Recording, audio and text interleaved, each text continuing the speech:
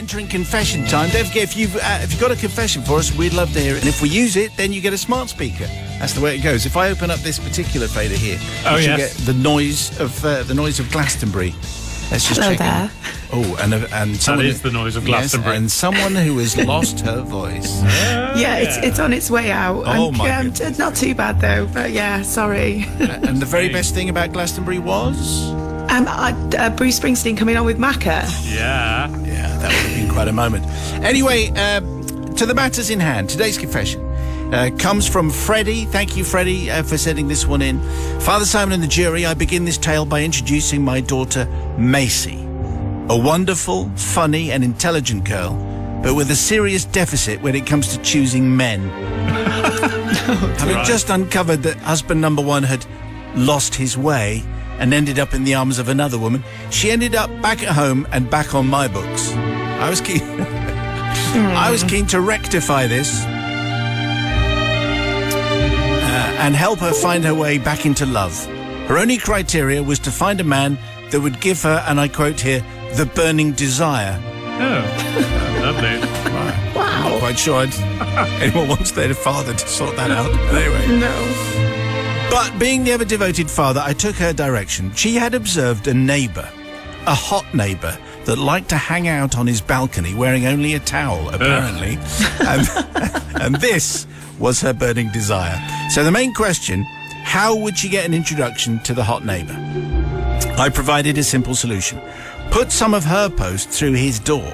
Then, being a good citizen, he would return the misdirected post to her. She would thank him, strike up a conversation, boom, let nature take its course. Very straightforward. Yeah, that's not bad. Because it does work like that. Macy was unsure if this was an appropriate method for inciting a date, but then could think of nothing better than putting an ad in the local paper, and that was ludicrous. So the plan was hatched. Macy had only seen him on a balcony, so my first mission was to locate his actual front door.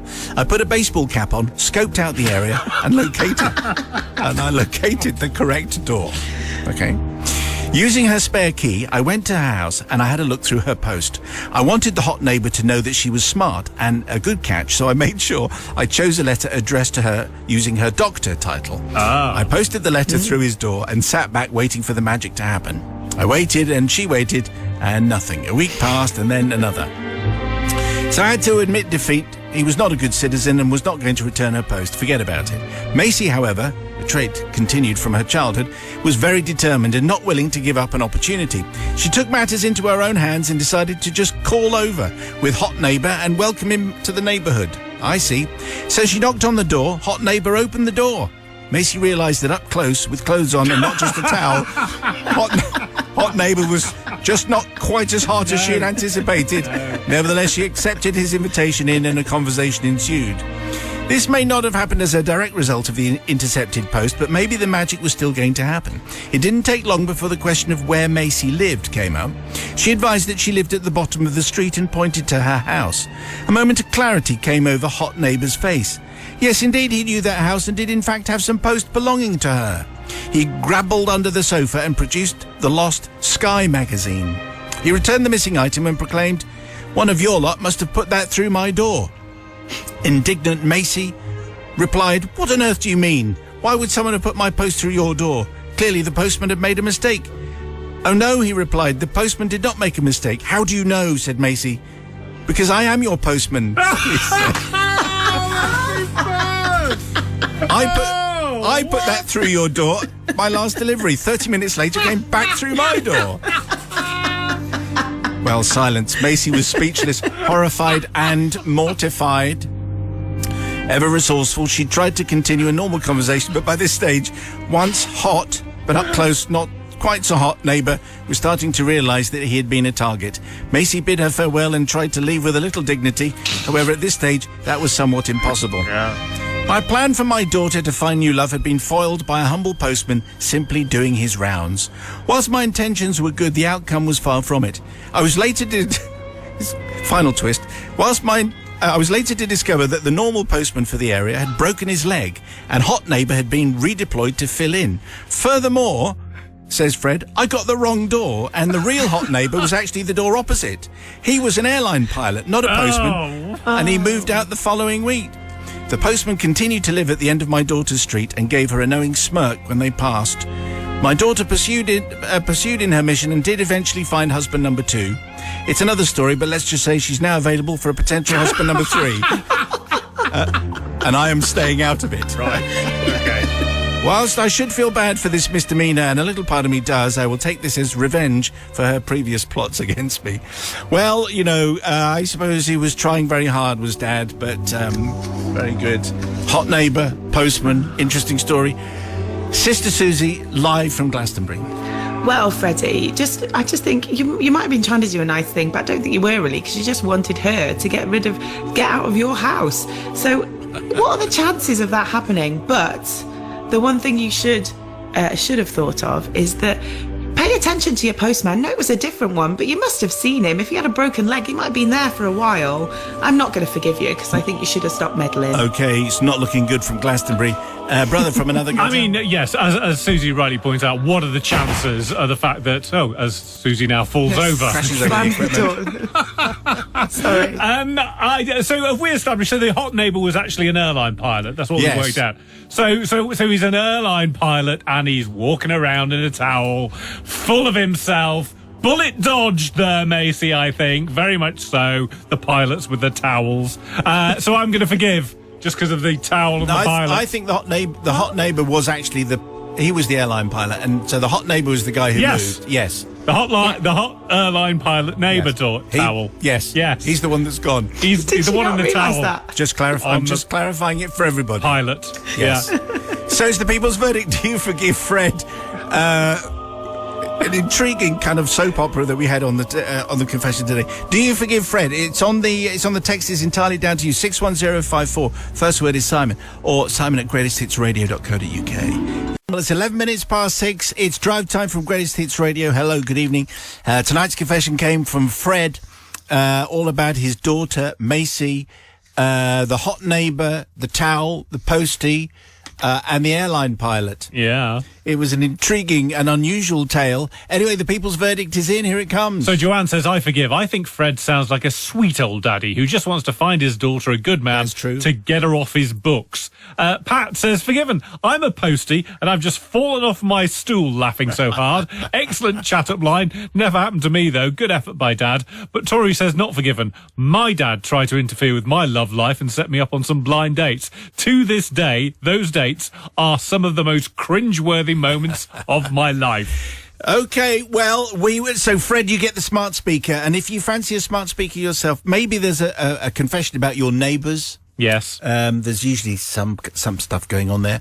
Postmen and postwomen, we'd like to hear any confession that springs to mind. Send it to confessions@greatesthitsradio.co.uk, and should we use it, you get the smart speaker. But it is confession time. I think we have Sister Susie back in the pub. Let's just check. Just about, yeah. Just about. What is our drink of the day, please? I'm probably going to have a pint of some sort of beer as soon as this is finished, because they've literally got a whole car to empty. Can I just come into your pub and say, I'll have... I'd like a pint like that, but gigantic. All right. Well, tonight's confession comes from Lisa. Lisa gets today's smart speaker, and just to repeat, if you're having your tea, you might want to just stop having your tea just for a moment. Father, it's just a little bit unsavoury. Father Simon, Sister Susie, Brother Matthew. My story takes place 20 years ago when my husband and my eldest child, I'll call him Jack, who was then nearly 2 years old, joined my parents on a trip of a lifetime to South Africa. As keen enophiles, wine lovers, of course, or possibly just very keen alcohol imbibers, we decided to include a trip to one of the vineyards in the Eastern Cape, where we arranged a private wine tasting followed by lunch. Now, most of the people that we met in South Africa were really warm and welcoming, but the staff at this particular establishment were very snooty. They were obviously used to dealing with a certain class of UK tourist, and our George at Asda outfits and snotty toddler in tow were about as welcome as a black fly in your Chardonnay, to quote Alanis Morissette. It's not ironic, but anyway, it's quoting Alanis. The wine tasting was therefore a very uncomfortable experience. Even though my husband worked in the UK wine trade, selling the wines from this vineyard itself, and is genuinely knowledgeable, they seem determined to avoid engaging with us in a friendly manner and explained the obvious in a snooty South African accent. Oh, good. Right, here it comes. This is a Sauvignon Blanc, which is a white wine. Like, duh, we have eyes. He's a wine expert. And this is a red wine, which should be served at room temperature. They also Montpellier made it very clear that they were far too good to be talking to the likes of us. Again, I apologise to our South African listeners who we've heard from last time I tried this. After being patronised for an hour or so, it was time for lunch on the terrace. Of course, the menu was unbelievably pretentious, and they were very unhelpful in offering anything that a toddler might like to eat. Cheese triangles? No. Bowl of chips? No. Plain pasta with cheese? No. They could manage ostrich eggs, biltong, and a 3-cheese fondue. No, thank you. While we waited, it became apparent... Here we go now. It became apparent that Jack's nappy needed to be changed, further lowering the tone. Predictably, there were no baby change facilities, so my mum took him and cleaned him up in the car. When they came back, Jack was toddling around the garden while we waited for the food. When I saw the waiter coming, I scooped him up in readiness for lunch. Imagine my surprise when a small, perfectly circular poo fell out of his shorts. Yeah, it rolled down his leg, around the table like a roulette ball, then rolled off and came to a rest beside my mum's foot. With admirable presence of mind and Beckham-like aim, she kicked it, and it shot across the patio into a bush with seconds to spare before the waiter arrived. And there it sat, waiting for discovery. Wow. And discovery would have come eventually, but fortunately we weren't there. They could well have thought that it was from a wandering springbok, the animal, not the rugby player who lost to Scotland in that earlier confession. Yeah. It could have been a black rhino or a mountain zebra, but probably not an English toddler with a loose nappy. But that is basically it. I need to ask forgiveness, Father Simon, not from the stuck-up vineyard owners who, quite frankly, deserved nothing less, but from any subsequent diners who noticed the unwelcome deposit, thus putting them off their overpriced meal, and from those sitting near us who had their lunch disturbed by our tears of laughter at Jack's simple but effective restaurant review, which is very good. Yeah. So Lisa and Jack, and a story from the Eastern Cape, and a welcome return to my extraordinary Southern African accent. Sister Susie is the voice of authority and responsibility. Well, I'm feeling quite forgiving today. Maybe I haven't had enough sleep, but I just think you didn't really do that much wrong. You didn't do it on purpose, and they were pretty mean. And I like the South African accent, so I'm going to forgive. Thank you very much. See? Yeah. See? Brother from another gutter. Well, I've never obviously kicked a what we're referring to as what was coming out of Jack there. And, never mind. I don't think they normally have that kind of consistency. So well done to Grandma for managing to welly it into the hedge. And for that shot. reason, I am going to forgive. But the least said about the accent, the better, frankly. Oh, listen, Susie thought it was great. Oh, did she? Yes, she absolutely did. Okay, so we're not judging the accent. That's not up for forgiveness. But do you forgive Lisa and family, yes or no? So on tonight's confession, Lisa told us a tale from South Africa, a snooty South African vineyard where they were treated very badly, and then baby Jack's nappy did what nappies tend to do. Yeah. And the people's verdict is in. Here it comes. So Pam and Grant say not forgiven. Granny's spending more time at football practice than changing nappies. True. Pebbles in Surrey says forgiven. Who takes a toddler to a winery expecting the establishment to provide food for it? But on the strength of the South African accent, I forgive. Thank you. And Russell from Edgeworth says forgiven, as no Springboks were harmed in the making of this confession, unlike last time. This time I shall forgive the young man's little drolicky. That's Afrikaans for little poo. Excellent, thank you very much. Yours to confessions@greatesthitsradio.co.uk. Confession Simon, yes, I'm doing confessions, as I said to the woman in Exeter yesterday.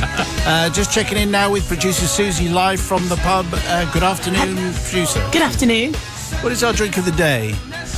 Well, I've got hot water and honey and lemon. But, you know, you could come in for a nice glass of wine. I'm sure it'd be delicious. Oh, okay. But for you, it's a hot glass of water. Mm-hmm. Okay. Well, we'll keep it brief. Today's confession comes from Vincent Dear Father Simon, Brother Matt, Sister Susie, and the forgiving greatest hits radio listeners. Well, we'll see, shall we? The year is 1974. I was a young 5-year-old and 2 years older than my younger brother Keith, which makes him 3. We worked that one out. Yeah. He was a typical 3-year-old, and though he was my mum's curly blonde-haired sweetie who could do no wrong, usual sibling rivalry was rife. I have to say at this point that my dad was serving in the Royal Navy at the time, and we lived in a standard married quarters. At the time of this incident, Dad was away at sea, and so it was my responsibility to look after my younger brother whenever Mum had to pop out.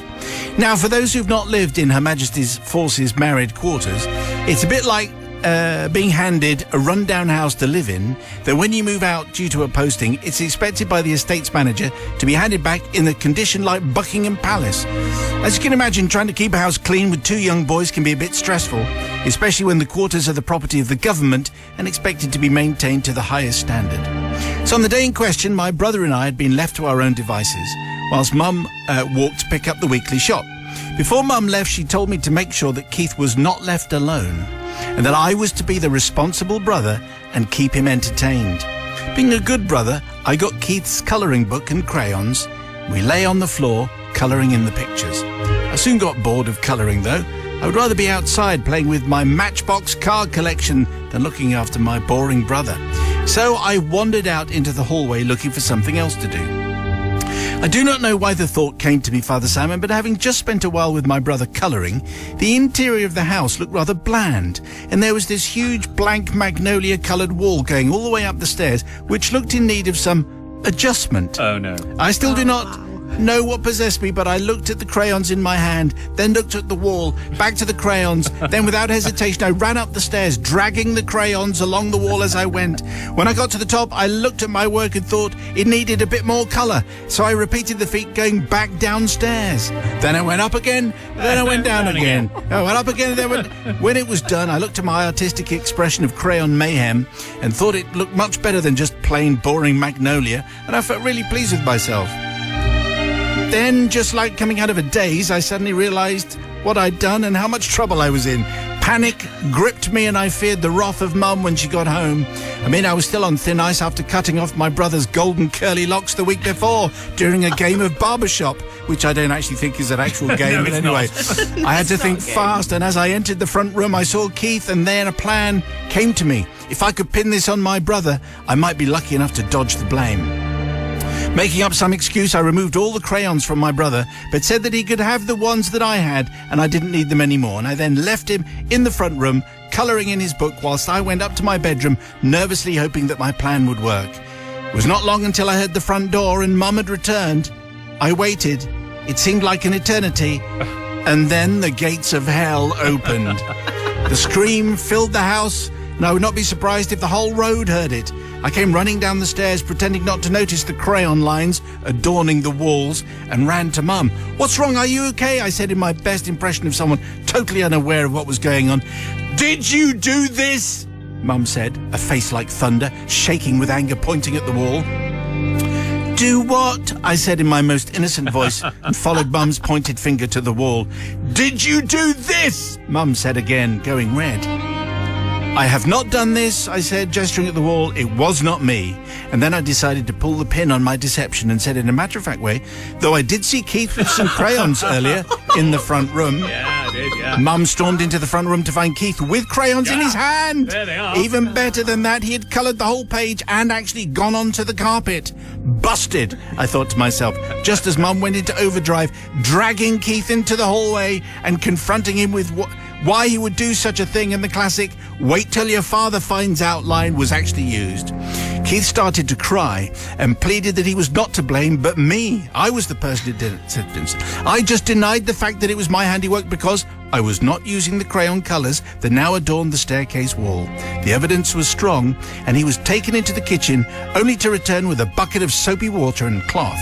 Mum made him clean the entire wall. Wow. And I basked in my inventive creativeness. I kept up the pressure on my brother by saying, "Why did you do it? Why did you do it?" Oh, no. So much so that in the end he actually thought that he had done it and continues to think he had done it till this day. To this day. Wow. Simon, I wish to seek your forgiveness, not just for my brother, who was the target of my redirection of blame and the years of torment he received about his artistic skills, but from my mum, who not only had to write to Dad about how their little angel had decided to redecorate the hall, but also that she ended up cleaning the walls herself as the crayon marks never did come out fully, resulting in a complete repaint of the walls. Also, I need forgiveness from my dad, who was, for the rest of his tour, the subject of ridicule about his artistic son and the fact that he was going to have words with Keith when he got home. Father Simon, I beg your forgiveness, please, for my actions, and I place my fate in the hands of the collective and your listeners. I hope you enjoyed that. Very good, fate. Sister Susie, then, another shocking story of sibling angst and rebellion. Well, I know what Brother Matt's going to say already, Yes. and I am shocked, Vincent. Poor Keith. Not only did you chop his lovely hair off the week before, but you blamed him for all the colouring. And he believed himself. He did it. It's just not fair. Still does. You're the older brother. You should have known better. You should have looked out for him, and you should have taken responsibility. I can't forgive you. Not at all. Brother from another gutter. I mean, you've got to applaud Vincent's quick thinking here, really, haven't you? I mean, to have done this and then point the finger straight away at younger brother.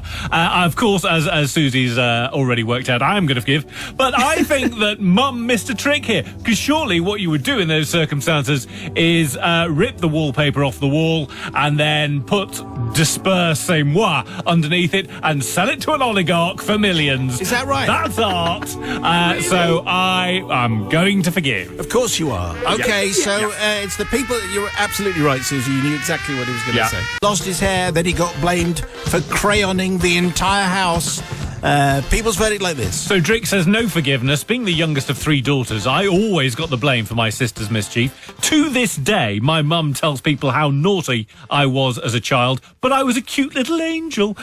Joe in Norwich says, Simon, definitely not forgiven. I lived in quarters as a kid, and the inspectors were so harsh they'd wipe their fingers on the top of the door checking for dust. Blimey. So I feel for his mum. Vincent, what a meanie. And Tony in Bristol says, not forgiven. Shame on you for blaming your brother, but Mum should have checked the height to see if Keith could have reached the highest crayon Good mark. point. Yeah. Very, very good point. Okay.